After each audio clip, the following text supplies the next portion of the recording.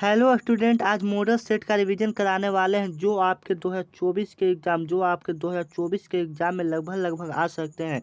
इसमें जो जो क्वेश्चन पर वीवीआई लिख देंगे वो क्वेश्चन 2024 में आ जाएगा, क्योंकि मैंने गेसिंग प्रश्न किया है।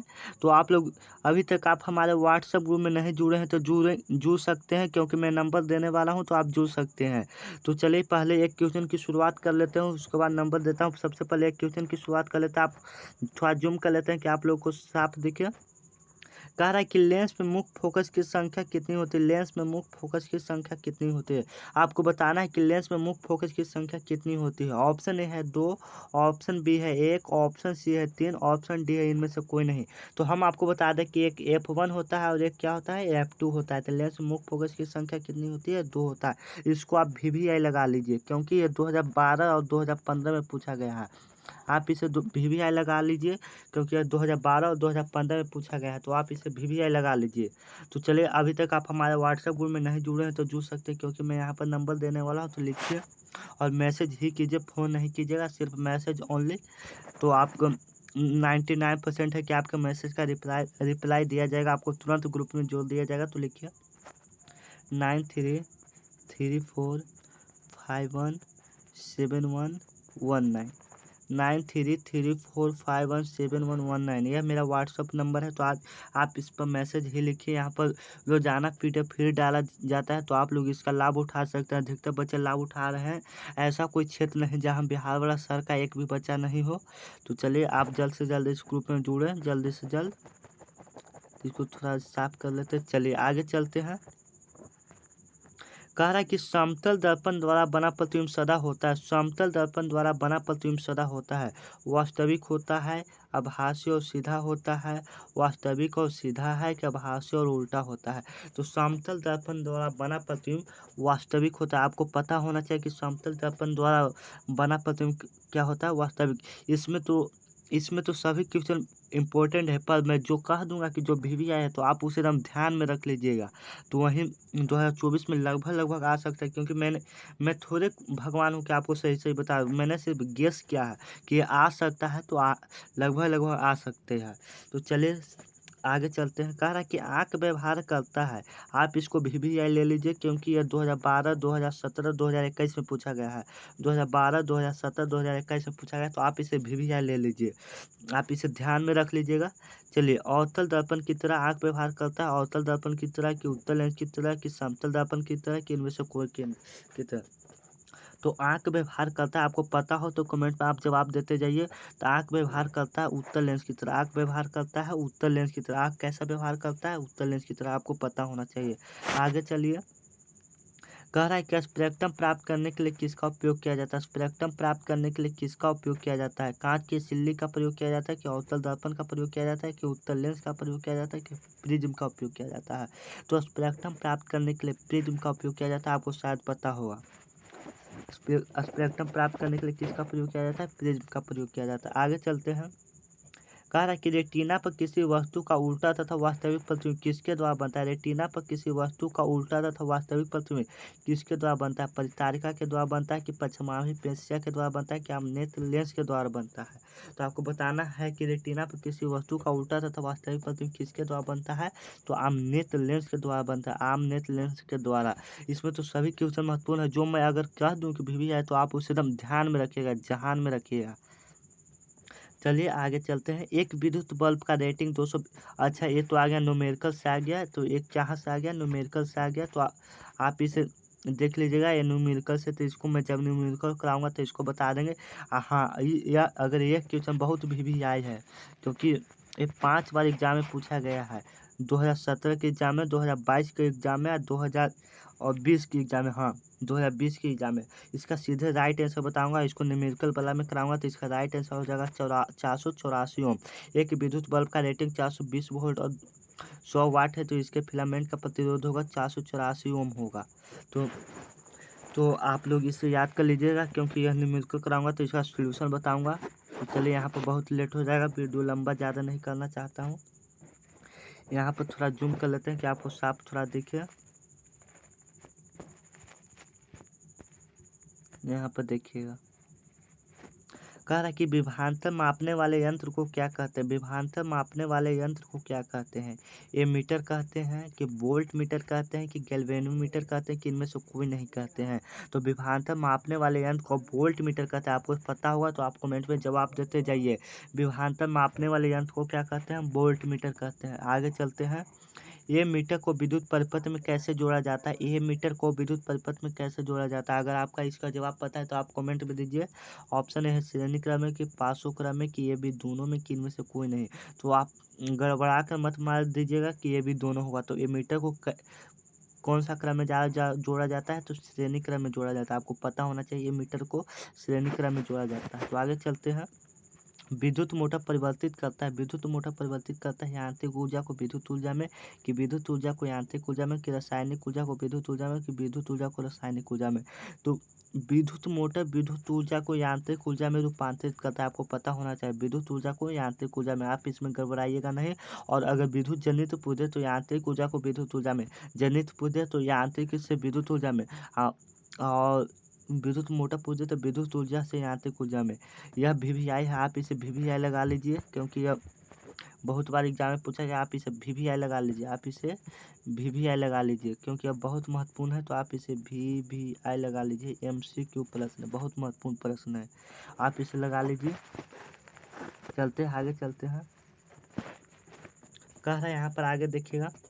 विद्युत फ्यूज बचाता है। विद्युत फ्यूज बचाता है अतिभारण से बहने वाले उच्च धारा के खतरे से, कि लघु पत्थर से बहने वाले उच्च धारा के खतरे से, दोनों से और किसी से नहीं। तो अतिभारण से भी बचाता है और लघु पत्थर से बचाता है। लघु पत्थर का मतलब होता है शॉर्ट सर्किट। आपके घर में शॉर्ट सर्किट होता है तो उसी को हम लघु पत्थर बोलते हैं। तो चलिए आगे चलते हैं। यहाँ पर देख लीजिएगा, थोड़ा इसको साफ कर लेते हैं कि आपको साफ दिखे। आगे चलिएगा। कह रहा है कि विद्युत धारा उत्पन्न करने की युक्ति को कहते हैं। विद्युत धारा उत्पन्न करने की युक्ति को कहते हैं। तो विद्युत धारा उत्पन्न करने की युक्ति को क्या कहते हैं। एमीटर कहते हैं कि जनरेटर कहते हैं कि गैल्वेनोमीटर कहते हैं कि मोटर कहते हैं। तो विद्युत धारा उत्पन्न करने की युक्ति को हम जनरेटर कहते हैं। आपको पता होना चाहिए विद्युत धारा उत्पन्न करने की युक्ति को हम क्या बोलते हैं, जनरेटर बोलते हैं। आगे चलते हैं। कह रहा है कि ऊर्जा के सभी रूपों में अनंत स्रोत किसे माना गया है। ऊर्जा के सभी रूपों में अनंत स्रोत किसे माना गया है। कोयला को माना गया है, कि जल को माना गया है, कि सूर्य को माना गया है, कि परमाणु को माना गया है। तो ऊर्जा के सभी रूपों में अनंत स्रोत किसे माना गया है, तो सूर्य को माना गया है। किसे माना गया है, सूर्य को माना गया है। आगे चलते पवन चक्की में उपयोगी ऊर्जा प्राप्त करने के लिए पवन का न्यूनतम वेग होना चाहिए 15 किलोमीटर प्रति घंटा होना चाहिए। तो वीडियो को यहीं समाप्त करते हैं क्योंकि वीडियो काफ़ी लंबा होने वाला है। हेलो स्टूडेंट, जैसा कि आप जानते हैं कि आपका रिवीजन ही आपको टॉपर बना सकता है। आपका रिवीजन ही आपको टॉपर बना सकता है। यदि आप टॉपर बनना चाहते हैं तो इस वीडियो को जरूर देखें क्योंकि इस वीडियो में 50 ऐसे प्रश्न बताया है जो आपके सीधे बोर्ड परीक्षा 2024 में टकरा सकता है। अगर आप भी 2024 में एग्जाम देने वाले हैं तो इस वीडियो को पूरा देखें आप, क्योंकि आप जानते हैं कि आपका रिवीजन है आपको टॉपर बना सकते हैं। बड़े बड़े टॉपर को सुने हों कि 18 घंटा 16 घंटे पढ़ते हैं, वह रिवीजन करते रहते हैं। आज क्लास 10 का हिंदी होने वाला VVI क्वेश्चन होने वाला है जो आपके 2024 के परीक्षा में टकरा सकता है।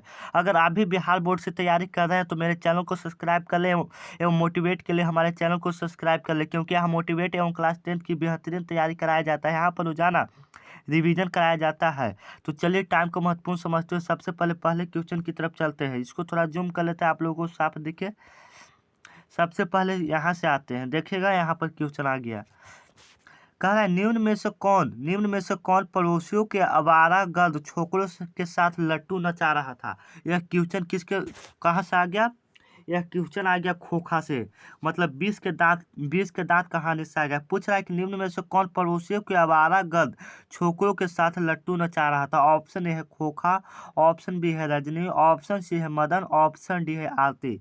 आपको बताना है कि कौन आवारागर्द छोकरों के साथ लट्टू नचा रहा था। तो हम आपको इसका राइट आंसर बताएंगे। अगर आपको पता है तो इसका जवाब कमेंट में दीजिए कि इसका राइट आंसर कौन होगा। तो चलिए हम देते हैं। निम्न में से कौन पड़ोसियों के आवारागर्द छोकरों के साथ लट्टू नचा रहा था। तो इसका राइट आंसर क्या हो जाएगा, मदन था जो आवारागर्द छोकरों के साथ क्या नचा रहा था, लट्टू नचा रहा था। तो इसी बीच में खोखा आकर उसका 2 दांत तोड़ डाला है। अगर आप कहानी पढ़े होंगे तो आपको पता होगा कि उसका 2 दांत तोड़ डालता है, मदन ने खोखा को 2 दांत तोड़ डालता है। चलिए आगे चलते हैं। कह रहे कि भारत से हम क्या सीखें, शीर्षक पाठ साहित्य की कौन सी विद्या। अगर भारत से हम क्या सीखें, भारत से हम क्या सीखे पूछा कि कौन सी विद्या है, कविता है कि नाटक है कि रेखाचित्र है कि भाषण है, आपको बताना है भारत से हम क्या सीखे। तो भारत से हम क्या सीखे या भाषण, भारत से हम क्या सीखे या भाषण आपको पता होना चाहिए। भारत से हम क्या सीखे यह क्या है, भाषण। इसका दूसरा में देखते हैं, इसका ऑप्शन वाला है। इसको थोड़ा जूम कर लेते हैं। यहाँ पर पूछ रहा है, अगला क्वेश्चन पूछ रहा है, देखिएगा यहाँ पर कह रहा है कि लेखक गुणाकार मूल्य की शिक्षा क्या थी। गुणाकार मूल्य का शिक्षा क्या थे, तो आपको पता होना चाहिए कि गुणाकार मूल्य का जन्म महाराष्ट्र में। तो महाराष्ट्र की भाषा क्या होती है, मराठी। आपको पता होना चाहिए गुणाकार मूल्य की शिक्षा किस भाषा में हुई थी, मराठी भाषा में हुई थी। अब यहाँ पर देखिए, हमारे पड़ोसी देश नेपाल की नेपाली व नेवारी भाषाएं किस लिपि में लिखी जाती है। हमारे पड़ोसी देश नेपाल है कि नेपाली एवं नेवारी भाषाएं किस लिपि में लिखी जाती है। ऑप्शन ए है चित्र लिपि, ऑप्शन बी है देवनागरी लिपि, ऑप्शन सी है अरबी लिपि, ऑप्शन डी है सिलाइबरी लिपि। तो हम आपको बता दें कि हमारे देश जो पड़ोसी देश है नेपाल, वह नेपाली एवं नेवारी भाषा देवनागरी लिपि में लिखी जाती है। कौन सी लिपि में लिखी जाती है, देवनागरी लिपि में। आप बताइएगा आपका कितना सही हुआ। ऐसे ऐसे मैं क्वेश्चन लाते रहता हूँ, तो ऐसे ऐसे क्वेश्चन के लिए मेरे चैनल को सब्सक्राइब कर लें। चलिए आगे चलते हैं। कह रहा है कि निम्न में कौन जैन गणितज्ञ है। जैन गणितज्ञ है, आपको बताना है कि कौन जैन गणितज्ञ है। यदि आप पढ़े होंगे क्या, कौन सा चैप्टर, रुक जाइए थोड़ा सा, हाँ याद कर लेने दीजिए। भारत से हम क्या सीखे, अगर आप उस चैप्टर को पढ़े होंगे तो उसमें ही है कि कौन जैन गणितज्ञ है। तो हम आपको इसका राइट आंसर बताएंगे, महाधीराचार्य इसका राइट आंसर होगा। तो आगे चलते हैं। कह रहा है वैसे क्वेश्चन पर जो महत्वपूर्ण है उस पर आप ध्यान दीजिए। बहादुर शीर्षक कहानी के लेखक का क्या नाम था। बहादुर शीर्षक कहानी के लेखक का क्या नाम था, आपको तो पता ही होगा। बहादुर शीर्षक कहानी के लेखक का क्या नाम था। ऑप्शन ए है ओम प्रकाश वाल्मीकि, ऑप्शन बी है विनोद कुमार शुक्ल, ऑप्शन सी है गुणाकार मिलो, ऑप्शन डी है अमरकांत। आपको बताना है कि बहादुर के लेखक का नाम क्या था, तो अमरकांत था, आपको पता होना चाहिए। चलिए आगे चलते हैं। कह रहा है कि बहादुर शीर्षक कहानी में कौन अपने शरीर की मालिश बहादुर से करवाता है। बहादुर शीर्षक कहानी में कौन अपने शरीर का मालिश बहादुर से करवाता है। ऑप्शन ए है नवल, ऑप्शन बी है पवन, ऑप्शन सी है निरंजन, ऑप्शन डी है किशोर। तो इसका राइट आंसर हो जाएगा किशोर, क्योंकि किशोर लेखक का पुत्र था। तो वह बहादुर से सारे काम अपना करवाया करता था। चलिए आगे चलते हैं। कह रहा है 11 रुपये साड़ी के खूंट से निकालकर यहीं चरपाई पर रखे, पर वे मिल नहीं रहे, ऐसा किसने कहा। 11 रुपया चोरी का इल्जाम तो आप जान ही गए होंगे, बहादुर पर लगा था। तो कौन लगाया था, कहा है कि खूंट से निकालकर यहीं चरपाई पर रखे थे, ऐसा किसने कहा था। तो रिश्तेदार के पत्नी ने कहा था। वह अपनी इज्जत बचाने के लिए झूठ बोला था कि मैंने पैसा यहाँ पर रखा है। आप कहानी पढ़े होंगे तो आपको खूब मजा आया होगा, क्योंकि यह कहानी खूब मजे वाला है। तो आगे चलते हैं, देख लीजिएगा यहाँ पर, आगे जूम कर लेते थोड़ा कि साफ दिखे। देखिएगा यहाँ पर कह रहा है कि लेखक रामविलास शर्मा का जन्म किस वर्ष हुआ था। लेखक रामविलास शर्मा का जन्म किस वर्ष हुआ था। 1911 ईस्वी में हुआ था कि 1913 ईस्वी में हुआ था कि 1912 ईस्वी में हुआ था कि 1914 ईस्वी में लेखक रामविलास शर्मा का जन्म। तो लेखक रामविलास शर्मा का जन्म, हम पूरा इसका तारीख बताना चाहते हैं आप लोगों को। तो रामविलास शर्मा का जन्म 10 अक्टूबर 1912 ईस्वी को ऊंच गांव साने में हुआ था। लेखक रामविलास शर्मा का जन्म 10 अक्टूबर 1912 ईस्वी को ऊंच गांव साने, जो कि उत्तर प्रदेश में भी पड़ता है। आगे चलते हैं। कह रहा है कि जो साहित्य दूसरों की नकल करके लिखा जाए, वह उद्धम कोटि का होता है और संस्कृति असमर्थ का सूचक होता है। यह पंक्ति किस पाठ की, आपको बताना है। चलते हैं। ऑप्शन ए है भारत से हम क्या सीखे, ऑप्शन बी है श्रम विभाजन और जाति प्रथा, ऑप्शन सी है परंपरा का मूल्यांकन, ऑप्शन डी है मछली। आपको बताना है कि किस चैप्टर का यह जो लिखा है, जो साहित्य दूसरों की नकल करके, यह किस चैप्टर का कविता है। तो हम आपको बता दें कि परंपरा के मूल्यांकन का है। जब आप परंपरा का मूल्यांकन रामविलास शर्मा का जब पढ़ेंगे तो यह लिखा हुआ रहता है। तो चलिए आगे चलते हैं। ये इस क्वेश्चन का जवाब तो आपको बहुत अच्छे तरीके से पता होगा। आप इसका जवाब कमेंट में जरूर दें। कितने वर्ष की उम्र में बिरजू महाराज को संगीत नाटक अकादमी अवार्ड मिला था? कितने वर्ष की उम्र में बिरजू महाराज को संगीत नाटक अकादमी अवार्ड मिला था? तो हम बता दें कि उनको ऑप्शन ए है 28 साल की उम्र में, ऑप्शन बी है 25 साल की उम्र में, ऑप्शन सी है 30 साल की उम्र में, ऑप्शन डी है 27 साल की उम्र में। तो हम आपको बता दें कि उनको 27 साल की उम्र में संगीत नाटक अकादमी मिला था। मतलब उन कहिए तो 1965 ईस्वी, डेट भी कभी कभी किस वर्ष मिला था तो 1965 ईस्वी पूछ देता है, तो आप लोगों को याद करना है। कह रहा है कि बिरजू महाराज कानपुर कितने साल रहे? बिरजू महाराज कानपुर कितने साल रहे आपको बताना है। कानपुर तो 1-1.5 साल रहे कि 2-2.5 साल रहे कि 4-5 साल रहे कि 7-8 साल रहे? तो हम आपको बता दें कि वो 4 से 5 साल रहे थे कानपुर में। चलिए आगे चलते हैं। कह रहा अभिनव शीर्षक पाठ में फ्रेंच शासकों ने किनकी गतिविधियों पर नजर रखने के लिए किला बनवाया था? तो ये इसका राइट आंसर तो आपको पता ही होगा कि व्यवसायियों की जनता की पोप की सैनिकों की। तो हम आपको बता दें कि पोप पर नजर रखने के लिए अभिनव शीर्षक पाठ में फ्रेंच शासकों ने पोप का गतिविधि रखने के लिए किला बनवाया था। आगे चलते हैं। कह रहा है कि रोन नदी कहाँ है? रोन नदी कहाँ है? दक्षिण अफ्रीका में है कि उत्तर फ्रांस में कि उत्तर अफ्रीका में है कि दक्षिण फ्रांस में? तो रोन नदी कहाँ है? दक्षिण फ्रांस में। कहाँ है? दक्षिण फ्रांस में, आपको पता होना चाहिए। तो आगे चलते हैं।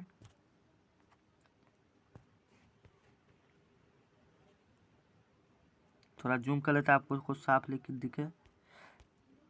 कह रहा है कि दीवार में एक खिड़की रहती थी नामक उपन्यास किस लेखक की रचना? दीवार में एक खिड़की रहती थी, दीवार में एक खिड़की रहती थी नामक उपन्यास किस लेखक की रचना है? तो दीवार में एक खिड़की रहती किनकी है? विनोद कुमार शुक्ल की है कि नलिनी विलोचन शर्मा की है, हजारी प्रसाद द्विवेदी की है कि मैक्स मुलर की है? तो दीवार में एक खिड़की रहती है विनोद कुमार शुक्ल का उपन्यास, आपको पता होना चाहिए। आगे चलते हैं। कह रहा है कि मछली शीर्षक कहानी में लेखक की माँ क्या कर रही थी? मछली शीर्षक कहानी में लेखक की माँ, जब आप इस कहानी को पढ़ेंगे तो लेखक की माँ मसाला पीस रही थी। क्या कर रही थी? मसाला पीस रही थी। तो चलिए आगे टाइम को महत्वपूर्ण समझते हुए चलते जाते हैं। सरपट का अर्थ क्या होता है? सरपट का अर्थ क्या होता है? आपको बताना कि सरपट का अर्थ क्या होता है। तो सरपट का अर्थ होता है जादू। आपको पता होना चाहिए कि सरपट का अर्थ क्या होता है? जादू होता है। तो आगे चलते हैं।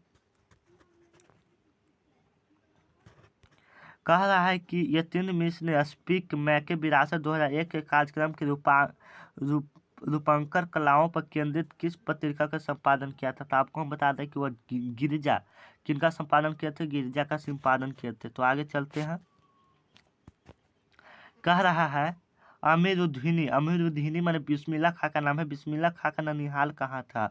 आपको बताना है कि वृंदावन में था कि बलिया में था कि पोरबंदर में था कि काशी में था? तो बिस्मिल्लाह खां का ननिहाल काशी में था। कहाँ था? काशी में था। तो आगे बढ़ाते जाते हैं क्वेश्चन को।